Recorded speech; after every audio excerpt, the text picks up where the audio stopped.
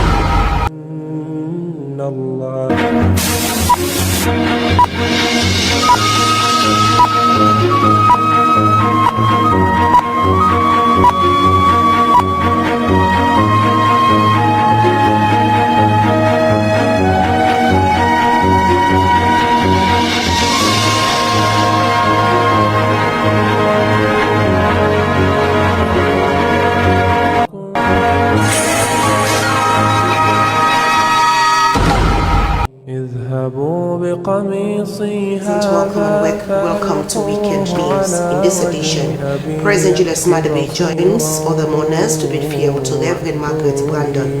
UNICEF and the Ministry of Justice push stronger action against female genital mutilation, and the APC party hosts constituency elections across the country. These stories and more include news segments are lined up on Weekend News for the next 1 hour.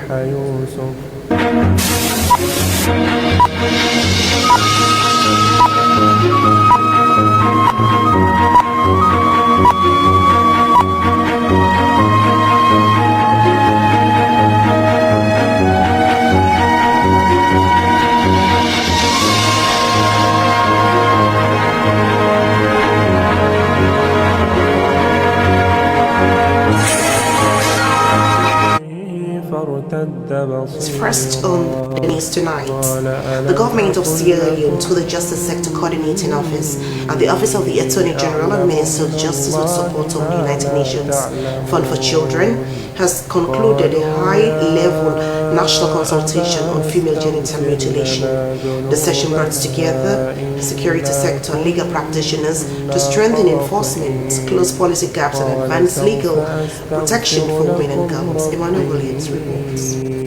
83% of women aged 15 to 49 have undergone FGM. The workshop brought together police officers, prosecutors, and legal practitioners to strengthen the country's legal and institutional response to FGM through improved investigations, prosecutions, and policy reform. Delivering one of the presentations, State Counsel Khadija Bangura from the Office of the Attorney General and Minister of Justice revealed that an estimated 83% of women aged 15 to 49 in Sierra Leone have undergone female genital mutilation, underscoring the continued prevalence of the practice and the urgent need for coordinated action. Facilitators examined current trend, legal challenges, and enforcement gaps, while participants shared filed experience, discussed emerging concerns, and identified weaknesses in existing policies. The discussion also generated recommendations aimed at strengthening the country's legal and policy framework to better protect women and girls. Addressing participants, Attorney General and Minister of Justice Alpha Cisse said the consultation marks the conclusion of the investigation and prosecution phase of the national FGM consultation process. He emphasized the need to reinforce enforcement mechanism, improve coordination among justice sector's institutions, and ensure stronger accountability in addressing harmful traditional practice.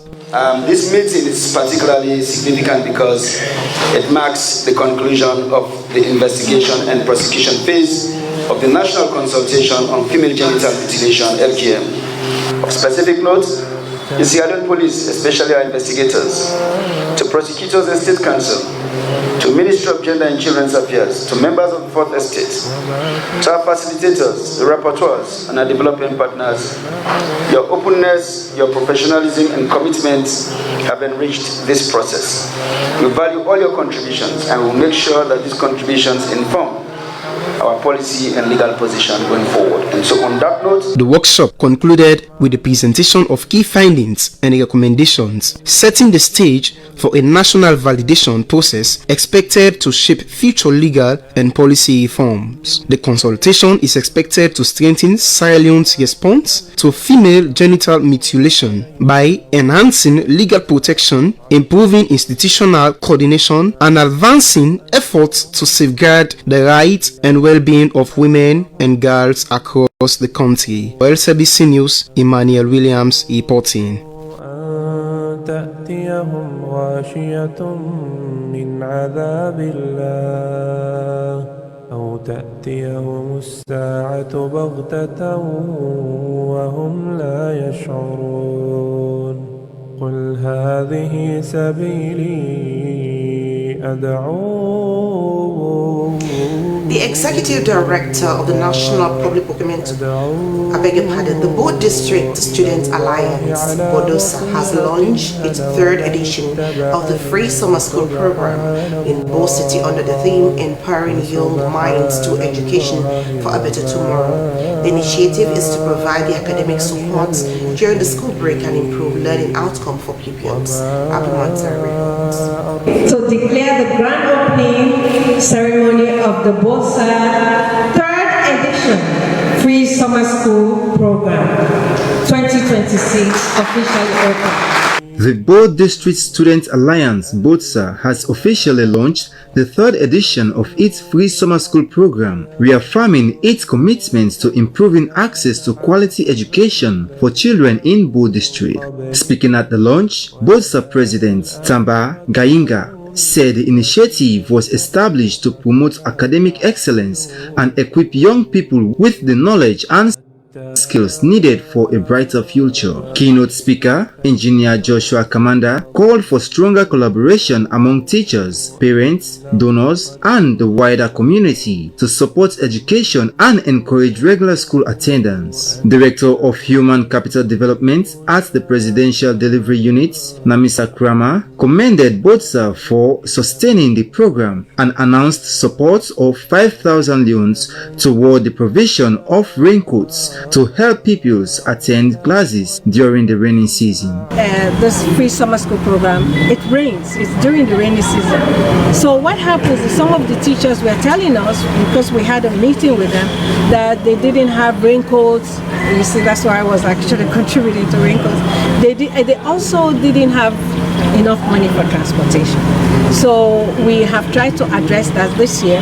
We've raised funds and we're going to ensure that they have enough transportation and hopefully they have raincoats, to go to the schools to teach. Program Coordinator Vandi Kowasita said the initiative has improved pupils' academic performance and increased parental participation despite challenges such as limited funding, learning materials, and classroom spaces. A beneficiary, Nelson Saidu, thanked BODSA, saying the program had enabled him to continue learning when his family could not afford additional educational support. I benefited so much from this summer school, so I was so much happy when my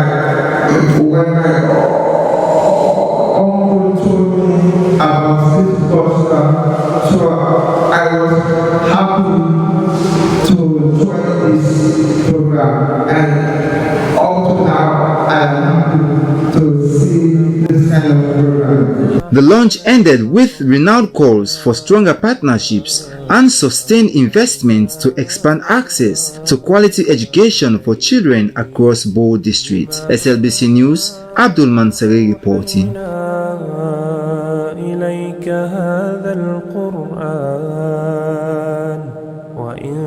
Women entrepreneurs have been encouraged to adopt climate-smart agricultural practices to strengthen their enterprises, improve food security, and build resilience against the effects of climate change.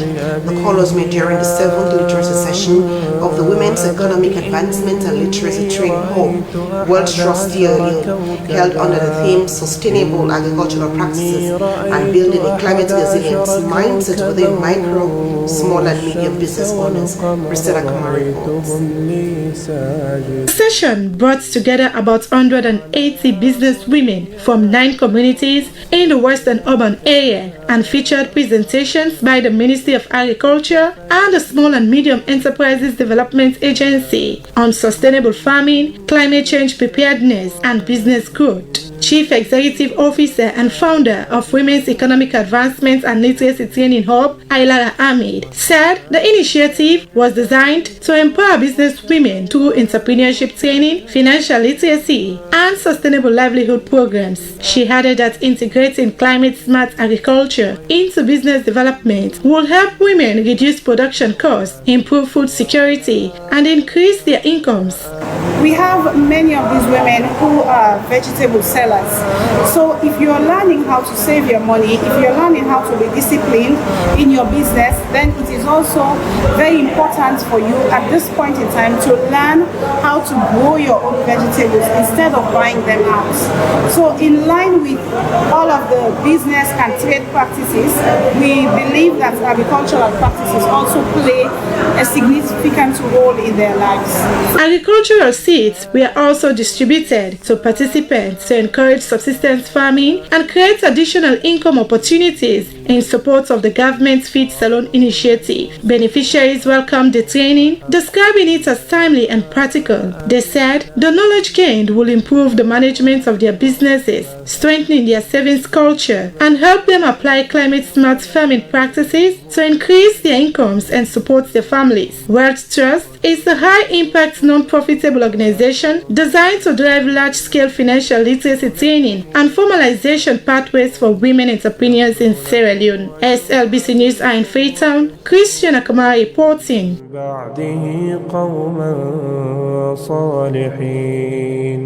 قال قائل منهم لا تقتلوا يوسف وألقوه في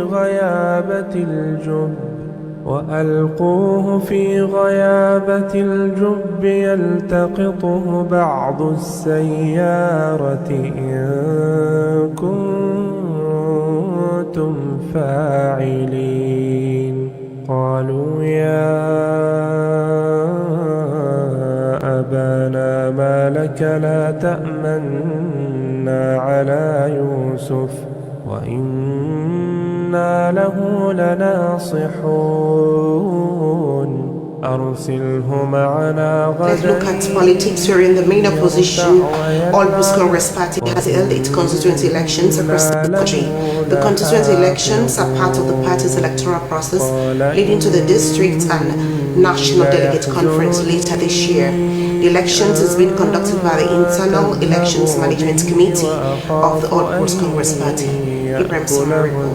These constituency elections were part of the All People's Congress Party electoral process leading to the District and National Delegate Conference later this year. The election was conducted across the country to elect the parties, executive and the constituency levels. Conducted by the Internal Election Management Committee of the All People's Congress Party, hundreds of observers and agents of the various candidates were deployed nationwide with the National Peace Commission and the PPRC observing the polls. Overall, the process has been friendly because we see that kind of tolerance, we see that kind of cohesion we are expecting from the All People's Congress, and I see that their fans and supporters are cooperating to the process. And the place calm, all day together, we make fun, we get two factions, them all Monday together, and we prepare now for can begin casting votes. The Internal Elections Management Committee of the All People's Congress ahead of the elections admonished supporters of the various candidates to be peaceful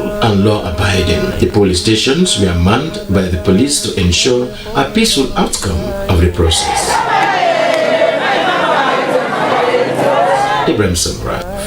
While one of the flag bearer aspirants of the APC party has urged all duty bearers, including elections officials, constituents, executive, and all those entrusted with managing the process to discharge their responsibilities impartially, professionally, and without fear or favor.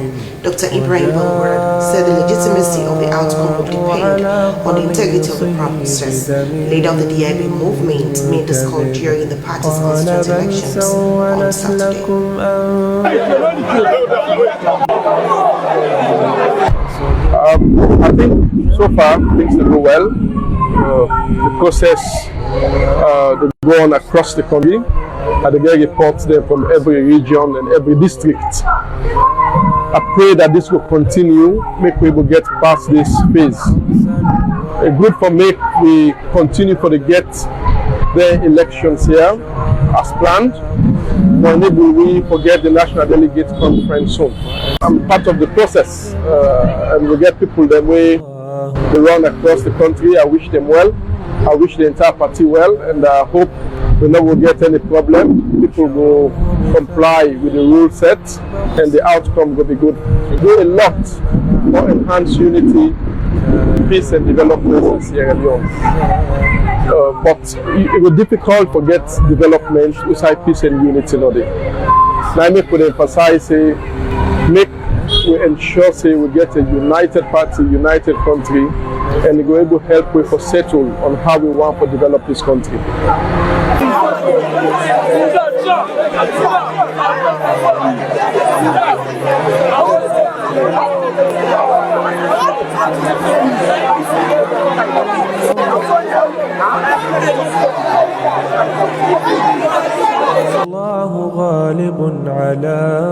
Away from politics there, the Ministry of Finance has concluded a meet and debt strategy workshop in Freetown aimed at reviewing the country's borrowing plan and strategies. The gathering held at the Legion Lodge Conference Hall in Freetown was also intended to assess the country's debt levels, repayment capacity, financing and revenue strategies to ensure fiscal sustainability from 2026 to 2030.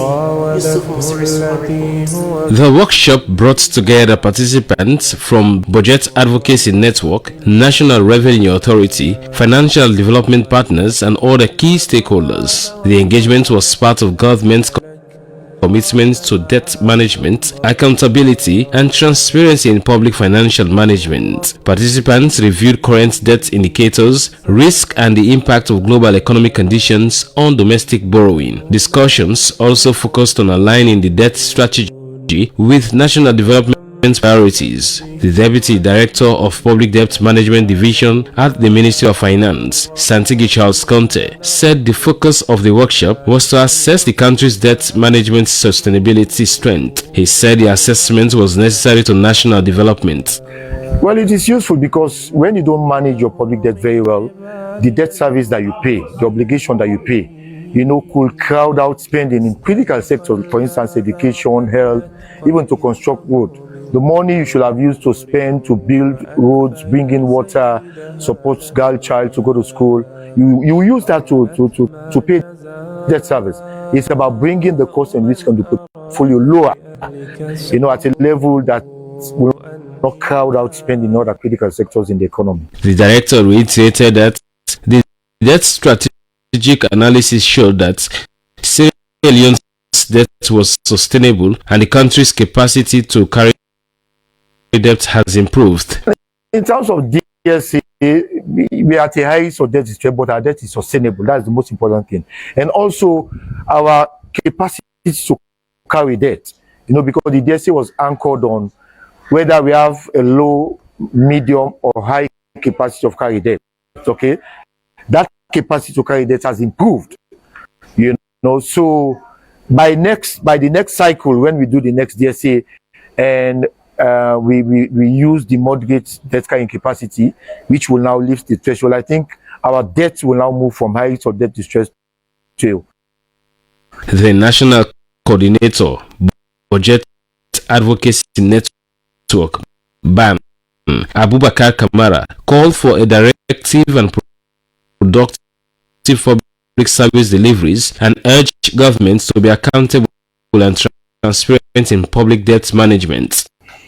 As we move from this strategy to implementation, we as CSOs will continue to encourage government to strengthen transparency and accountability and public participation in debt management. And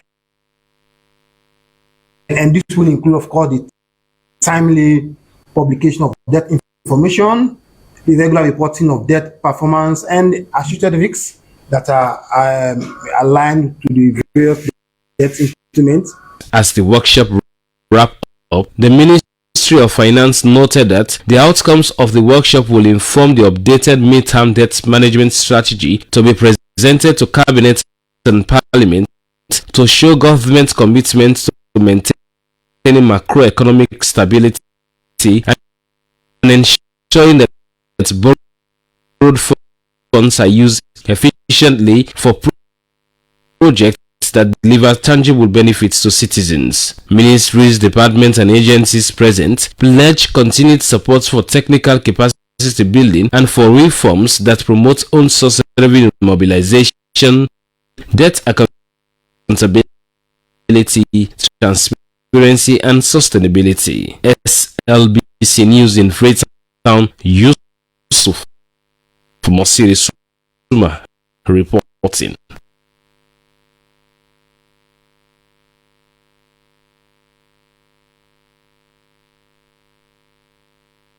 While the Ministry of Finance has engaged UNICEF and other partners on strengthening public investment in children, as new budget briefs highlight the urgent need to protect funding for essential social services amidst growing fiscal pressures. Emmanuel Williams reports. Investing in children has taken center stage as UNICEF presented key budget brief to the Ministry of Finance, advocating for stronger and more protected funding for critical sector that directly affects the lives of children across Sierra Leone. The engagement forms part of UNICEF broader program aimed at promoting child-sensitive public finance, ensuring that national budgets prioritize health, education, nutrition, water and sanitation, and child protection. According to UNICEF, every monetary decision made by government has a long-term implication for children's future, especially at a time when public debt continues to absorb a significant share of national resources. In 2026 alone, debt serving account for nearly 29% of government expenditure, raising concerns about reduced funding for essential social services. Delivering UNICEF message, the deputy representative in Sierra Leone, Mariko Kangoshima, emphasized the importance of protecting children through strategic budgeting. The budget must help the young girl in the village access clean water, and the choice made now will shape Sierra Leone's future and bring long-term benefits for children. UNICEF is pleased to have this opportunity to engage with you today on the findings from UNICEF's 2026 budget briefs. These briefs place Sierra Leone's children at the center of the budget discussion.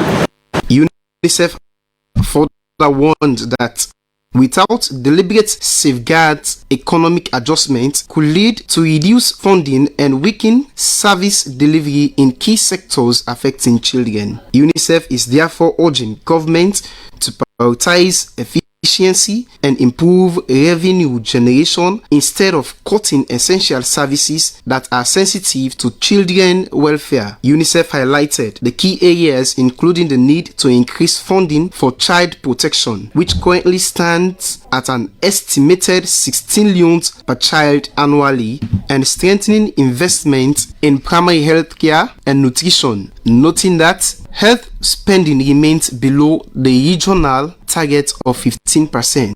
Education financing was also identified as a critical, with calls to shift focus beyond access to improve learning outcomes, classroom facilities, teaching materials, and inclusive education for children with disabilities. UNICEF emphasized the need for more predictable funding to improve sanitation, hygiene, and access to safe water, particularly in the schools and rural communities. Social protection coverage for children remains extremely low, with less than 1% of children benefiting from any form of support, promoting calls for expansion of a child grant system. The Financial Secretary, Matthew Dingy, welcomed UNICEF intervention as a timely and insightful. We introduce discuss details to guide on how we shape our budget policies going forward and addressing special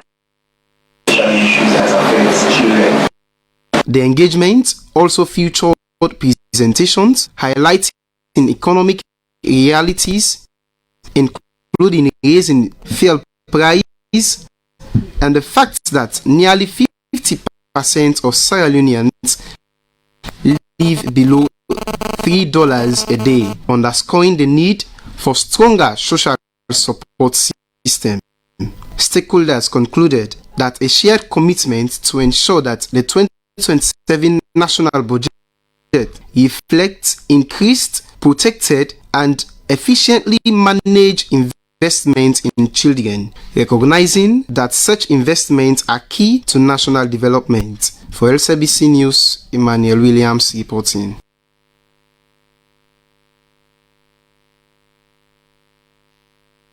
High Court hearing, Justice Magekba has issued a landmark orders for the Sailing Bar Association's membership list and eligibility requirements ahead of the Sailing Bar Association General Meeting. The orders came after a member of the bar took the current executive to court. Mohammed Simbikurama reports.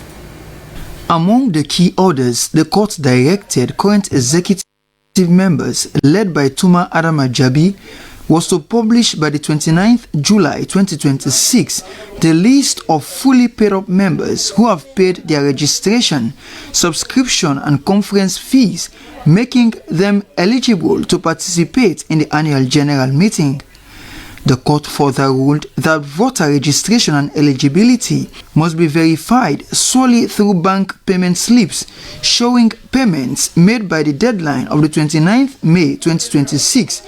Justice Gegba also ordered that the election of the association's executive members be conducted strictly in accordance with the association's memorandum and articles of association. In addition, the court directed that access to the annual general meeting venue be granted only to members who present proof of payment through verified bank payment slips completed by 29th May 2026.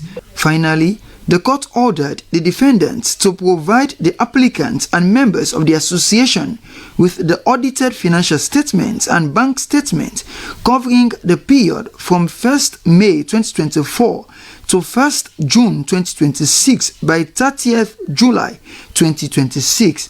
The ruling is expected to guide preparations for the annual general meeting and ensure compliance with the association's governing rules. The country's Lawyers Association has been in turmoil since 2024 following a disputed election in Kenema, and that had since led to the creation of a parallel body called the Lawyers Society by dissatisfied members of the current executive of the Sierra Bar Association. For SLBC, Mohamed Koma reporting.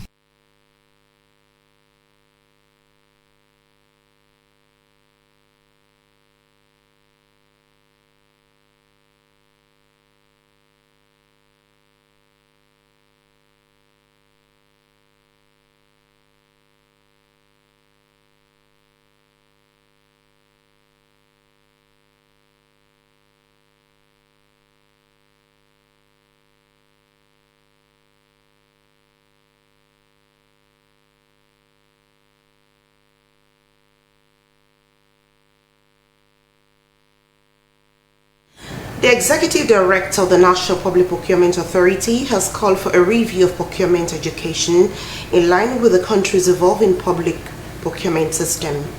Fudi Kone made this call while addressing a public lecture at the University of Management and Technology on the role of electronic government procurement in enhancing compliance to the Public Procurement Act of 2016. Suri Ibrahim Kumar reports.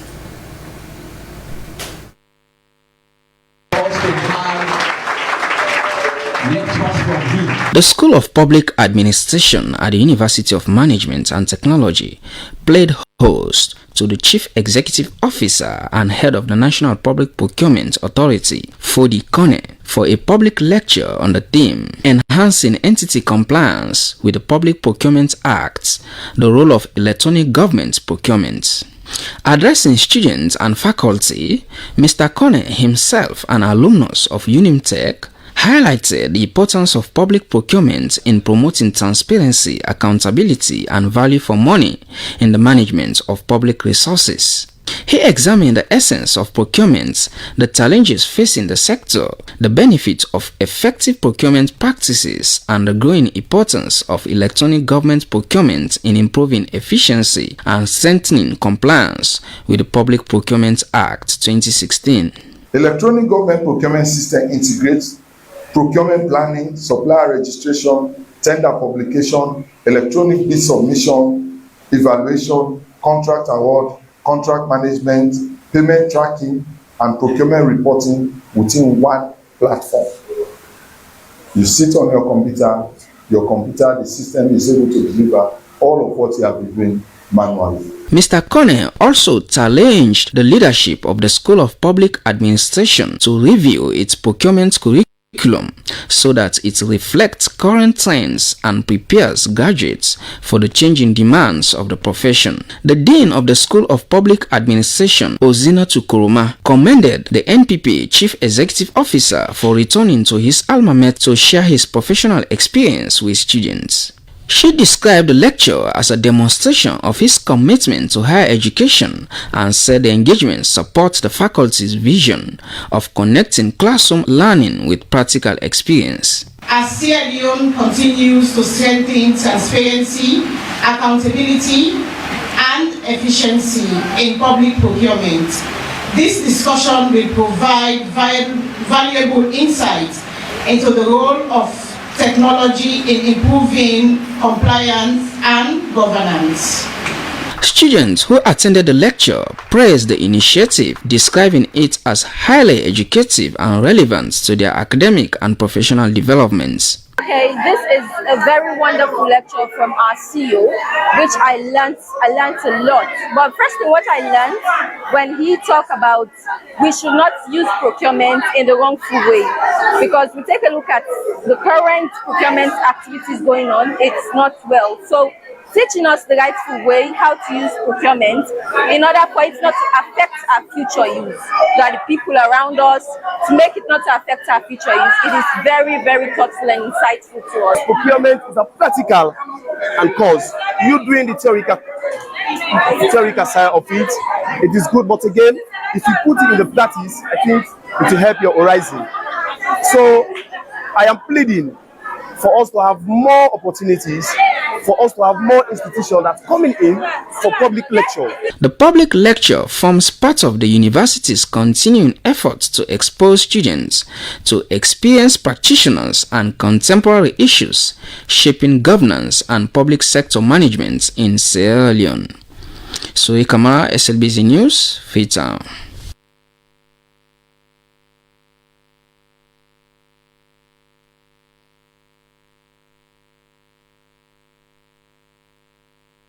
The Timney Descendant Association International has concluded its 3-day inaugural celebration in Dallas, Texas, with the installation of its first traditional Timney chief in the city. The event brought together hundreds of Sierra Leoneans and friends from different nationalities to celebrate culture, unity, and community development. Suri Ibrahim Kumar reports.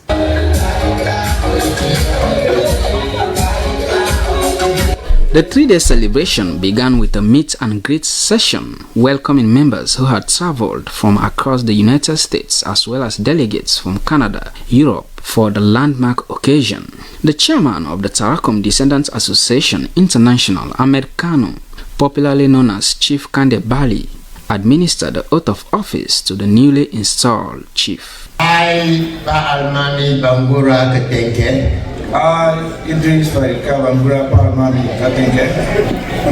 Do solemnly swear that. In his acceptance speech, the new chief, Idris Fadika Bangura or Pal Mami Katenke, pledged to uphold the association's constitution and work closely with the executive to achieve its goals. It is high time we come together as a Timney group to be able to help our own people.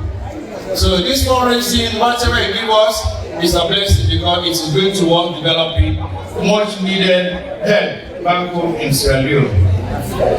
You know, being together is always a key to success. As a single person, you can't succeed in anything, but when you come together as a team, you should be able to succeed. He noted that Tarakom joins other Sierra Leonean diaspora organizations, including the Creole Descendants Union, Tegloma, and Mobohandi, that continue to make meaningful contributions to national developments. Chairman Kanu also outlined the association's vision, stressing that Tarakom was committed to improving the lives of Sierra Leoneans through education and community development. He highlighted the construction of a primary school in Matebing village, Potloko districts, as one of the organization's flagship projects aimed at supporting children in underserved communities. A member of the association, Mohamed Kanu, encouraged the newly installed chief to lead with integrity, remain committed to the association's values, and work tirelessly for the benefit of the organization and the nation. The celebration featured vibrant displays of Timney culture, including traditional Bubu music and dance, performed in honor of the new chief. The festivities showcased Timney culture while reinforcing the importance of preserving Sierra Leone's cultural heritage for future generations.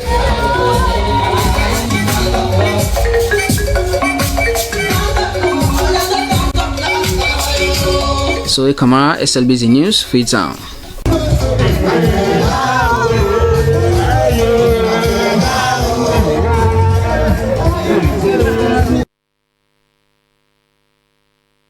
Students of Lincoln University of Creative Technology, Freetown campus, has showcased classroom learning, practical work and innovation digital solutions to address national and global development challenges during the end of semester exhibition. Francis Moyo reports. Practical work, innovation and technology continue to shape the future of education and national development in Sierra Leone. As part of efforts to nurture young innovators, students from Lincoln University of Creative Technology presented their end-of-semester project during a public exhibition. The initiative is powered by the Ministry of Communication, Technology and Innovation, in collaboration with UNICEF and the United Nations University. The solutions developed by students were to address real-life challenges in areas such as education, health, governance and public service delivery. Organizers at the exhibition said they intended not only to assess students' academic achievements but also to inspire great investment in digital innovation that contributes to Sierra Leone's socio-economic development. They believe empowering young people with digital knowledge and practical skills is essential in building a technological-driven economy and improving access to quality public services. Students participating in the exhibition demonstrated applications and digital solutions capable of supporting sustainable development and accelerating the country's digital transformation agenda. The event brought together government officials, members of the academic community, technology experts, development partners, and the general public to witness the practical and innovative ideas produced by the students while encouraging creativity, problem solving, collaboration, and digital transformation among young people. The UNICEF Deputy Representative for Sierra Leone, Liv Ellen Edryden, spoke on the intention of UNICEF for young people to push technology-driven solutions in different sectors. At UNICEF, we believe that young people are not simply users of technology. You are innovators, creators, and problem solvers. Across Sierra Leone, we continue to see young people developing ideas that can improve education, strengthen health systems, enhance access to services, and make public institutions more responsive to the people they serve, and also create new jobs. Lincoln Queen student Fatima Tajalo mentioned some of the things she has learned so far. It's a learning process. It's an everyday learning process, and so far so good. There were things that I thought I knew or I have perfected, like especially in voiceover, because I love doing voiceovers. I thought that I've been perfected in it, and well, every day I'm learning because there are new stuff, and I get to learn about script writing, advertisement, development communication, principles of broadcasting techniques as well. It's been a learning process all through. The exhibition provides a platform for students to transform classroom learning into practical innovations while creating opportunities for networking, mentorship, and future collaboration with stakeholders in Sierra Leone's growing digital sector. For SLBC News, Francis Morrow reporting. And now to the environment, hearing through the Mangrove Capital Africa program, Wetlands International has chosen this company to become part of a regional vision for a mangrove conservation corridor in Senegal, Guinea-Bissau, and Sierra Leone. These three countries are home to some of West Africa's most significant mangrove forests and wildlife. By strengthening cross-border cooperation, the corridor aims at maintaining ecological continuity in coastal environment. Hall Williams reports on the launch of the Mangrove Capital Africa program Phase 4. WCAO, the African West Coast and Gulf of Guinea branch of Wetlands International, continues its commitment to wetland conservation and restoration with the official launching of the Mangrove Capital Africa Phase 4 project in Sierra Leone. The project, funded by Stichting de Oude de Broek Ecology with a grant of €750, will be implemented until 2027 and marks a significant milestone in the protection of Sierra Leone's critical mangrove ecosystems.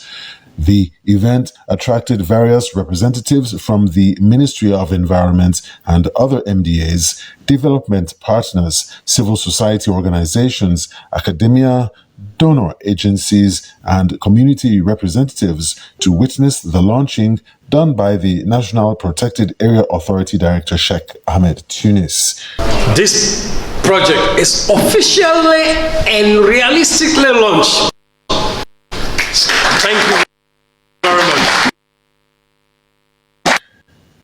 Acting as natural barriers against coastal erosion, storms, and the effects of climate change, Wetlands International Country Director Alhaji Maligi Shaka affirms that Sierra Leone's mangroves are among the richest and most productive ecosystems in West Africa. We did studies. We did studies where people study about the socio-economic importance of that landscape, how the people are dependent on it. We do governance studies also, and we did mangrove restorations. Like I said, we bring 36 hectares under active conservation, but we did not want to stop there.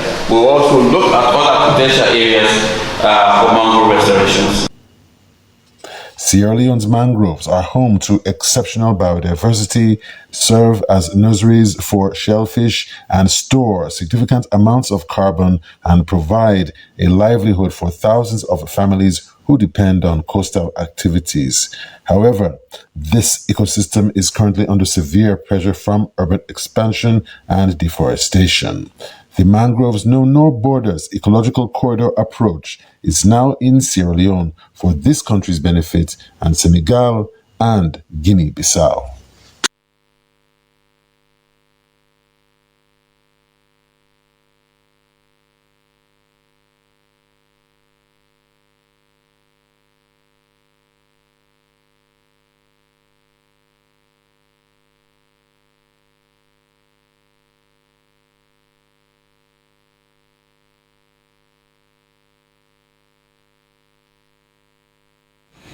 The United Kingdom has hosted the 60th edition of the Jalsa Salana, the annual convention of the Ahmadiyya Muslim community, with 3-day gathering attracted tens of thousands of participants from around the world to the Alicata Madi in Hampshire.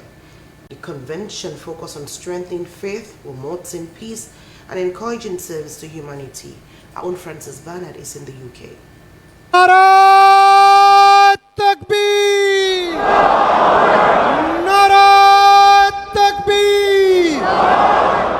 A sea of worshippers, volunteers, and visitors from more than 100 countries gathered at the Hadikatu Madi in Hampshire for the 60th edition of Jalsa Salana UK.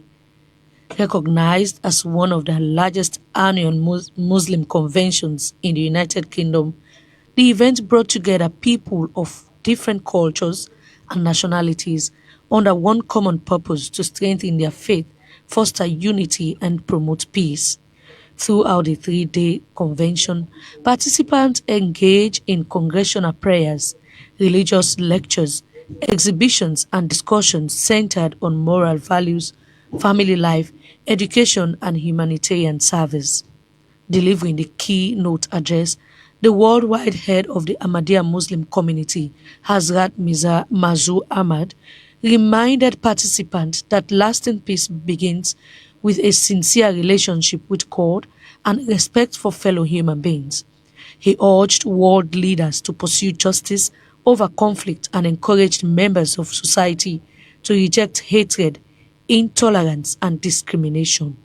Beyond the impressive numbers, the convention is delivering a strong message that peace, justice, and mutual respect are essential parts of building stronger communities.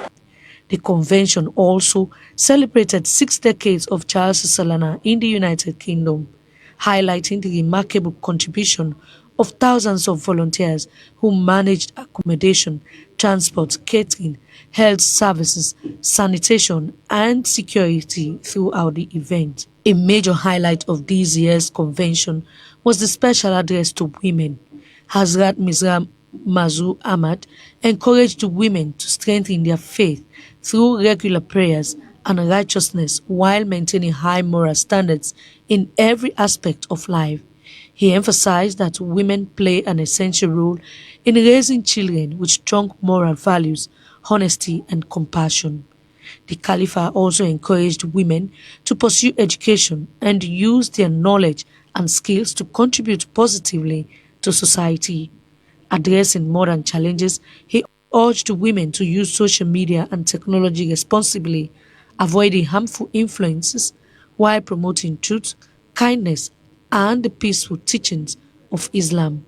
He reminded them that strong families are the foundation of strong communities and that mothers remain among the greatest educators of future generations. Beyond its spiritual program, Jalsa Salana showcased the spirit of volunteerism that has become a defining feature of the convention. The event also welcomed guests from government institutions, diplomatic missions, academia, civil society, and various religious organizations, reinforcing the convention's commitment to dialogue, understanding, and respectful and peaceful coexistence. As the 60th edition of Jalsa Salana UK concludes, participants leave with renewed spiritual commitment and a shared responsibility to promote peace, justice, and compassion within their communities. The messages delivered throughout the convention serve as a reminder that lasting peace begins with individual responsibility, strong families, and mutual respect among people of all faith and background. Reporting for SLBC, Francis Bernard from UK. You're still watching news coming to you live on the SLBC. Let's now move on now and look at what is happening at religion level, wherein the Church of the Lord, Aladura, has observed what is called its annual Tabora 2026 as being part of the Aladura Prayer Fellowship in Sierra Leone, with a symbolic prayer march to the streets of Freetown, marking 90 years of the church annual spiritual observance. The event also heralds the beginning of the church annual 13-day fasting and prayer program in August. Emmanuel Williams reports. The country of Sierra Leone will forever remain on top. And therefore, as we bring Christ, may the Lord Jesus reign supreme over this country. The Church of the Lord Aladura and all Aladura churches, we are here in order to speak the power of your words into this nation. Members of the Church of the Lord Aladura Prayer Fellowship took to the streets in a peaceful procession, offering prayers for national peace, unity, and development as part of the 2026 Tambora Rally. The rally commemorates 90 years of the Church Tambora Observance, a spiritual tradition centered on prayer, holiness, and renewal. Church leaders explained that the annual 13 days white fast held every August is a period of deep spiritual reflection and intercession for individuals, families, and the nation. The activities that is always observed before the 13 days fasting in the Church of the Lord Aladura, which always commences on the 10th to the 22nd of every year, August of every year. It's a spiritual name from our founding father, who went to the mount to pray and came up with this vocabulary, and it is observed in all parts of the world, wherever Aladura church is. They said the annual observance continued to strengthen the faith of members while promoting unity, discipline, and service within the church. The 2026 Tambora Rally concluded with a renewed prayer for Sierra Leone and a call on Christians to remain steadfast as the church prepares for its annual 13-day fasting and prayer program. For LCBC News, Emmanuel Williams reporting. Now to security, wherein the head of Interpol in Sierra Leone Police has announced the arrest of 8 Guineans suspected of smuggling 16 Guinean migrants to other countries. Superintendent Mohamed Sidibe was speaking during the opening session of a 3-day training on human trafficking and migrant smuggling at Kintam for officers from FSU, CID, Turku, Interpol, and the West African Policing Information Systems. Suleiman Babaturi reports. Today, as usual, every other day with the reports about human trafficking, people then they call people, they lie by them, say can't travel opportunity there for. This has been the case in recent years, as hundreds of victims of human trafficking and migrant smuggling suffer in other countries after they would have been hoodwinked in the guise of searching for opportunities. Being an illegal act and a continental menace, this has prompted international joint security fight to arrest perpetrators and secure victims. The head of Interpol in the Sierra Leone Police is Superintendent Mohamed Sidibe. For the last 24 hours, we have rescued 16 people, Waterloo and McKinney, and we have 8 suspects who are Guineans, moving from Guinea to Sierra Leone, bringing in their native people and also trying to influence Sierra Leoneans. This announcement came during a session aimed at empowering about 20 police officers on how to arrest human traffickers and migrant smugglers. The training covers the differences between human trafficking and migrant smuggling, arrests of suspects, and prosecution procedures, among others. These participants, drawn from FSU, CID, Turku, Interpol, and West African Policing Information System, are very crucial in the fight against transnational organized crime. The Deputy Inspector General of Police, Andrew Mustafa Kamara, thanked Interpol for such training, stating the police will not be able to deliver on their mandate without knowledge of the issue to be addressed. He encouraged participants to take the training important and put the knowledge gained into action. You have the knowledge, speak with confidence. You'll be able to do what you are expected to do.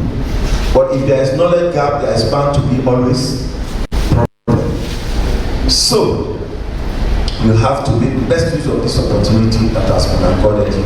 The Deputy Police Chief called on Interpol to continue supporting the Sierra Leone Police with more training opportunities as they go home equipped with new skills and knowledge. It is now expected of them to be vigilant and fight one of the menaces affecting the world, especially poor nations. SABC News, Slaman Babaturi reporting. And now, the Freetown City Council, in collaboration with the Ministry of Basic and Senior Secondary Education, is monitoring the ongoing basic education certificate examination across Freetown. The exercise is to ensure that the exams are conducted in a free and conducive environment. The team visited the Annie Walsh Memorial and Bishop Johnson Memorial Schools. Roy Fox was part of the team.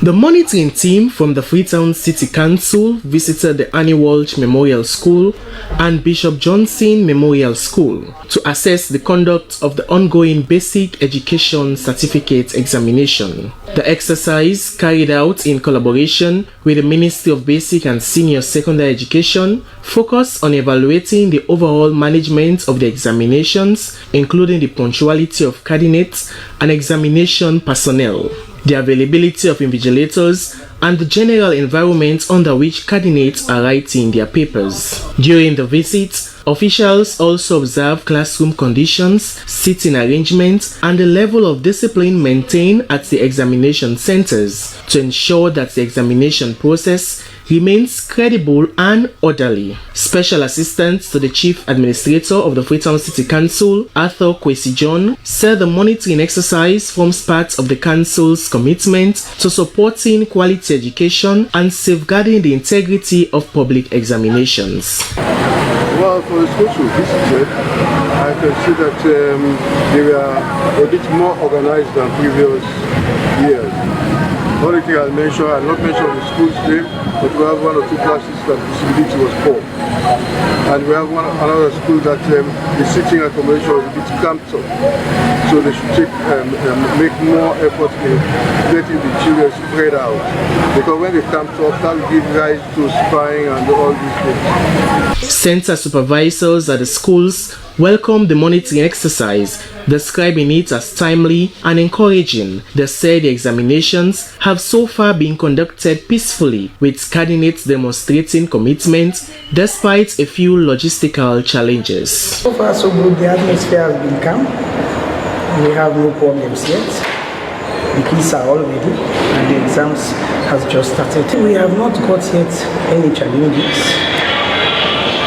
because at any time the exams want to start, we call the PPs assembly and we talk to them, we tell them the do's and don'ts. Parents, we want them to be rest assured that their kids are being taken care of well, and for the candidates, if they have any problem, let them make it known to the invigilators, and the invigilators will transmit whatever difficulty they have to us, the supervisors. The Freetown City Council said it will continue to work closely with education authorities to monitor examination centers across the municipality, with the goal of promoting a transparent and orderly enabling environment for every candidate. The 2026 BECE kicked off on Monday this week and is expected to be concluded on Tuesday next week. For SLBC News, Alwyn Roy. Well, that story will be around our last story for tonight. Before we round off, let us bring you our top stories again.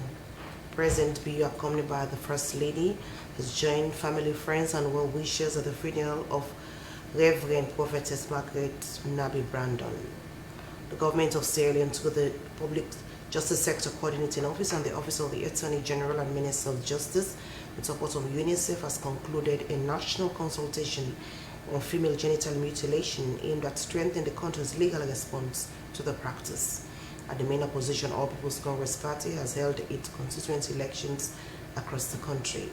The constituency elections are part of the party's electoral process, leading to the district and national delegate conference later this year. That's all on the weekend news. Thank you so much for watching and goodbye.